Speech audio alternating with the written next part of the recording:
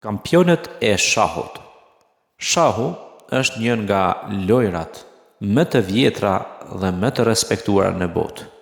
Me origjinë nga India, në shekullin e 6, kjo lojë strategjie ka evoluar në një sport intelektual që kërkon aftësi taktike, planifikim strategjik dhe mendim kritik. Shahu nuk është vetëm një lojë, por një mjet për zhvillimin e inteligjencës dhe durimit. Kampionët e shahut janë ata lojtarë që kanë arritur nivelet më të larta të këtij sporti, duke fituar tituj botror dhe duke vendosur standarde të reja në botën e shahut. Ky shkrim do të shqyrtojë historinë e kampionëve të shahut, figurat më të njohura, ndikimin e tyre në lojë dhe rolin e shahut në botën moderne. Historia e kampionëve të shahut. Titulli zyrtar i kampionit botror të shahut u krijua në vitin 1886 kur Wilhelm Steinitz fitoi ndeshjen kundër Johannes Zukertort dhe u shpall kampion botror. Steinitz njihet si themeluesi i shkollës moderne të shahut, i cili vendosi bazat për taktikat dhe strategjitë që përdoren edhe sot. Pas Steinitzit, kampion të njohur si Emanuel Lasker, Jose Raul Capablanca dhe Alexander Alekhine sollën ndryshime të mëdha në mënyrën e lojës. Lasker, për shembull, ishte kampion për më shumë se 27 vjet. Një rekord i vështirë për të thyer. Capablanca ishte njohur për lojën e tij intuitive dhe për aftësinë e tij për të parë pozicionet komplekse me lehtësi.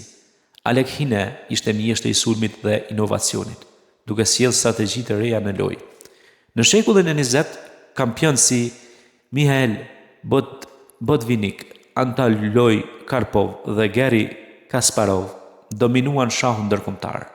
Botvinnik u konsideruar babai i shahut sovjetik, ndërsa Karpov ishte mjeshtri i mbrojtjes strategjike.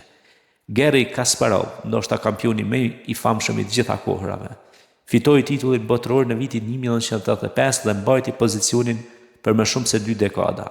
Ai është gjithashtu i njohur për ndeshjet e tij me kompjuterin Deep Blue, një moment historik në shahun modern. Kampionët modern dhe roli i shahut sot. Në ditët e sotme, Magnus Carlsen nga Norvegjia është një nga figurat më të shquara të shahut. Ai fitoi titullin botror në vitin 2013 dhe është njohur për qasjen e tij universale ndaj lojës, duke kombinuar taktikat klasike me inovacionin modern. Kampionët modern përdorin teknologjinë për të studiuar lojën, përfshirë software të avancuar dhe analizat e detajuara të ndeshjeve. Shahu nuk është më vetëm një lojë për kampionët elit, me rritjen e platformave online si chess.com dhe Lichess, lojtarët nga gjithë bota mund të sfidojnë njëri tjetrin dhe të zhvillojnë aftësitë e tyre. Kampionët e sotëm nuk janë vetëm figura të njohura, por edhe ambasadorë të shahut, duke promovuar edukimin, logjikën dhe mendimin kritik tek të rinjtë. Shahu gjithashtu ka një ndikim të madh kulturor dhe akademik. Ai përdoret në shkolla për të përmirësuar kujtesën, koncentrimin dhe aftësitë matematikore të nxënësve. Loja e shahut dhe lojrat në përgjithësi janë ngjarje globale që mbledhin miliona shikues dhe formojnë komunitete ndërkombëtare rreth lojës. Kampionët e shahut kanë lënë gjurmë të paharrueshme në historinë e kësaj loje.